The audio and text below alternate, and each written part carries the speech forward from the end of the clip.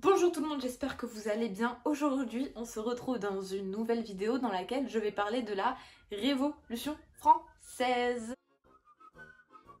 Ces vidéos seront divisées en plusieurs parties. Pour celle d'aujourd'hui, nous allons parler du contexte avant 1789. Ensuite, sur mon Instagram, allez me suivre sur l'Instagram, je ferai des points sur les dates, par exemple le 4 octobre 1789, le 4 mai 1789, et ça sera des points beaucoup plus précis sur un événement précis. Donc sur YouTube, ça sera des grandes périodes, et sur Instagram, ce sera des zooms sur un événement précis ou sur un personnage précis.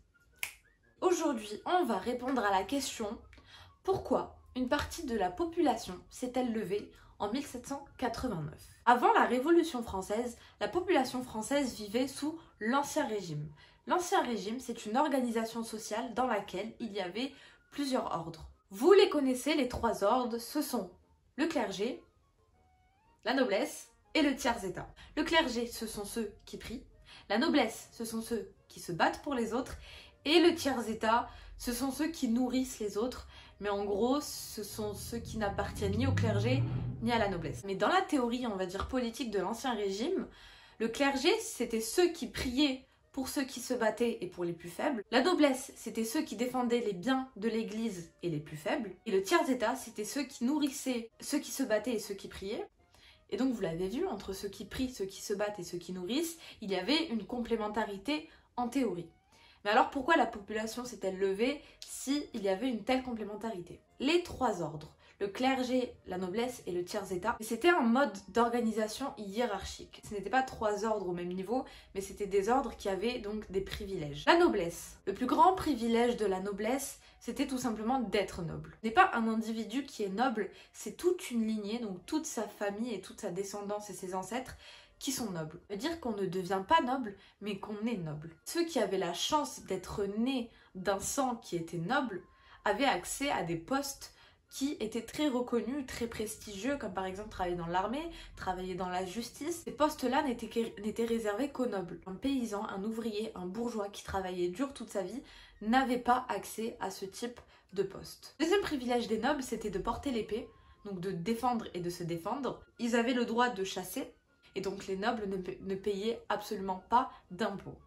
Le clergé maintenant. Donc le clergé, je vous l'ai dit, ceux qui prient, mais c'était ceux aussi qui s'occupaient de l'activité, on va dire, quotidienne du royaume. Par exemple, l'état civil ou l'instruction publique, donc l'école, était faite par le clergé. Le clergé avait aussi beaucoup de privilèges, mais tendance à dire que le clergé et la noblesse ne payaient pas d'impôts, ce qui est faux. Le clergé payait la régale et la décime. Mais en fait, ce qui contrebalance un petit peu ce devoir, c'est qu'il récoltait aussi un impôt appelé la dîme. Récupérer 10% de la récolte totale, ou alors 10% des revenus de la récolte totale.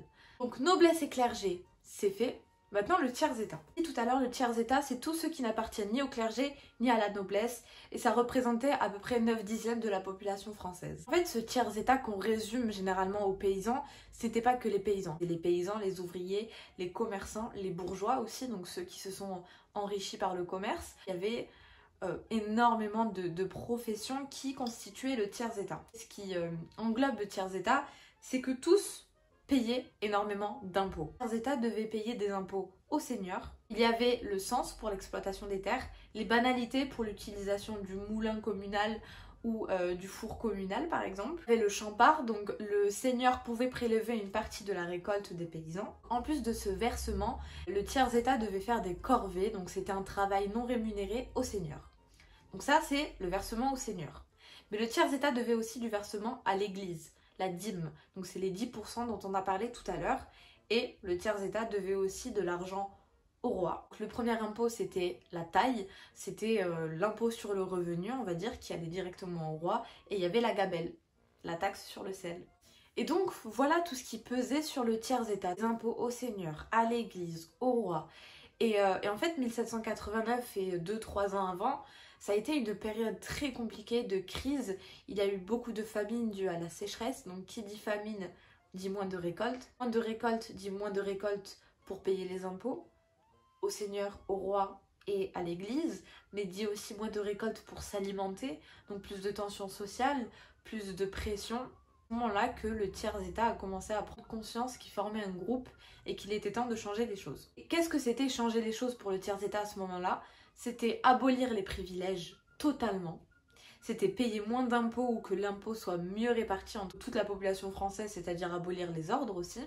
Et c'était, pour certains d'entre eux, abolir la monarchie absolue qui était une forme de pouvoir très inégalitaire et très totalitaire.